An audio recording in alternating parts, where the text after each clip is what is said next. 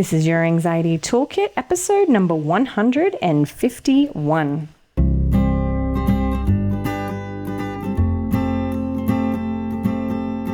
Welcome to Your Anxiety Toolkit. I'm your host, Kimberly Quinlan. This podcast is fueled by three main goals. The first goal is to provide you with some extra tools to help you manage your anxiety. Second goal, to inspire you. Anxiety doesn't get to decide how you live your life. And number three, and I leave the best for last, is to provide you with one big, fat virtual hug. Because experiencing anxiety ain't easy. If that sounds good to you, let's go.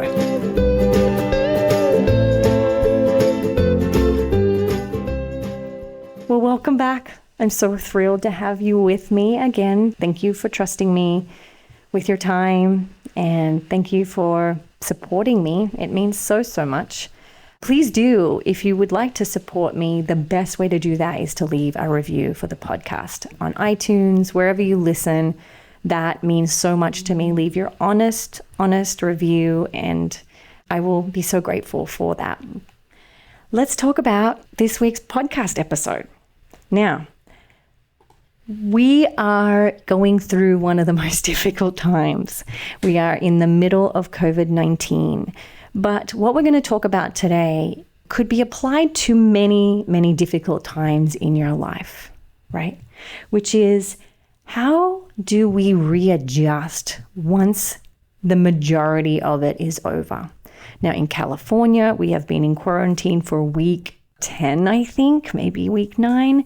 I've lost count at this point. And it's been rough, I'm not going to lie. I have used every single tool in my tool belt, and I think I've done a pretty good job. There have been some blips, but I'm a human being, as are you. I hope you can give yourself that gift of forgiveness.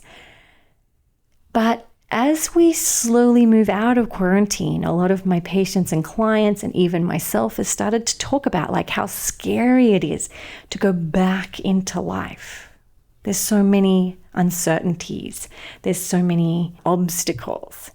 And I wanted to talk about that because, I think it's probably true for anyone with anxiety. Any kind of change is often really, really hard. And that's why this applies to any hard time, even if you're listening to this in a couple of years. You could apply this because coming out of a difficult time requires you to accept change while also staying in uncertainty and anticipatory anxiety. And that ain't easy, right? That's huge stuff that you're managing. In fact, that's probably the reason you're all here, ultimately, is you want to learn how to be uncertain. You want to learn how to manage your anticipatory anxiety about possible things happening in the future, right? That's the work of anxiety. But as we come out of COVID-19, we have to face this sort of unknowing, not knowing whether it'll stay, whether it'll get better, whether it'll come back, what's going to look like in 6 months, what's it going to look like in a year. These are all questions we're all asking, as I'm sure all the officials are as well. And because we're asking those big questions, we're going to have big emotions about them. So the reason I wanted to have this whole episode is ultimately been said already, which is you are probably going to have some big emotions, but that doesn't mean you're not handling this well. It doesn't mean that there's something wrong with you. Change is difficult. And this is change we don't even know about. Right?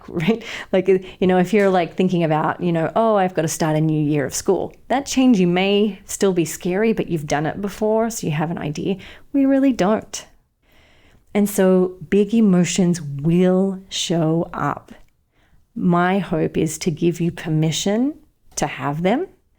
My second wish is to ask you to please not judge yourself for what you experience as you move out of this change, this period of massive change, into another period of change.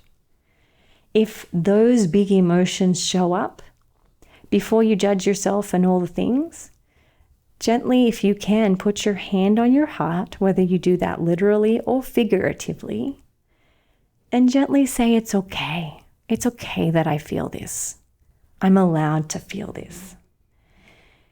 It's normal to feel anxiety.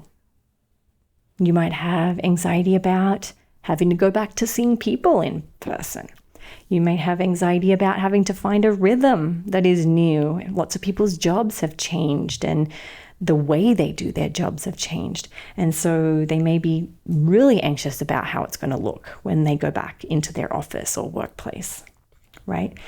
You may have been secretly benefiting by COVID-19 quarantine because it's meant that you didn't have to be around the thing that scared you before COVID-19.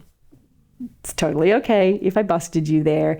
I think I'll tell you the truth, I had a ton of relief at the beginning of COVID-19 because I hate rushing. I hate it so much.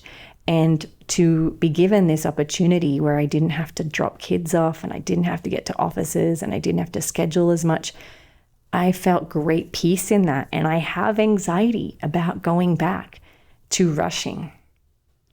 That's really true for me. I feel overwhelmed just thinking about it. And as that big emotion shows up in me, I'm going to put my hand on my heart and say, Kimberly, that's okay. It's okay that you feel that.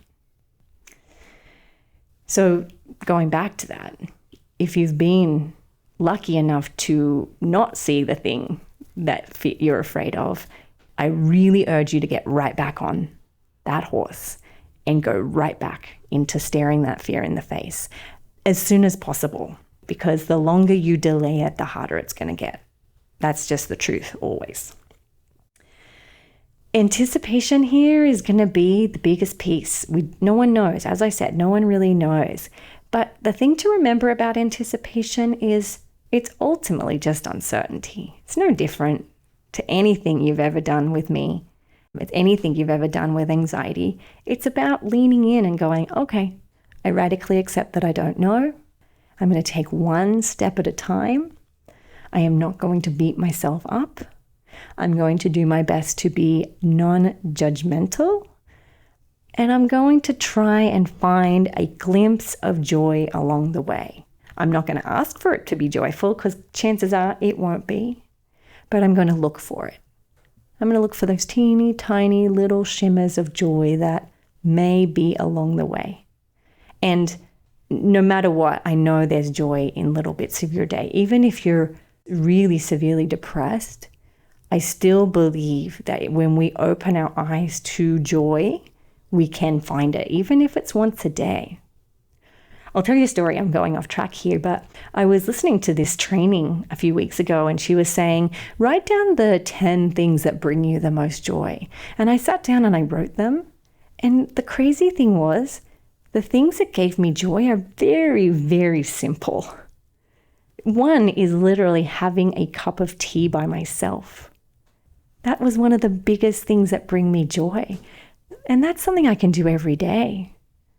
Having joy isn't humongous like having the best job, because sometimes having the best job isn't always joyful. Often joy is in those little teeny tiny things, that sliver of a moment, right? So look for joy along the way. Bring uncertainty as you go. And again, the thing here is to allow yourself to feel.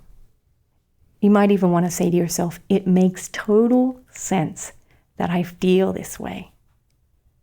Anybody else would feel this way if they were in my situation.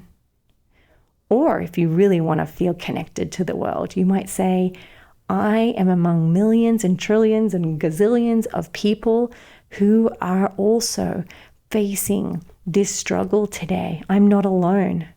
We're all having this readjustment. I am a part of a collective here of human beings that feel this. And therefore, I'm not wrong. I'm not bad. There is nothing wrong with me. Give yourself some permission here. Okay? So that's all I have to say. I'm going to set you off with that. Go with intention. Give yourself permission to have all the feels. If you can do that, I'll be thrilled. And I hope you are too. Have a wonderful day, and I'll see you next week. Please Please note that this podcast or any other resources from cbtschool.com should not replace professional mental health care. If you feel you would benefit, please reach out to a provider in your area. Have a wonderful day, and thank you for supporting cbtschool.com.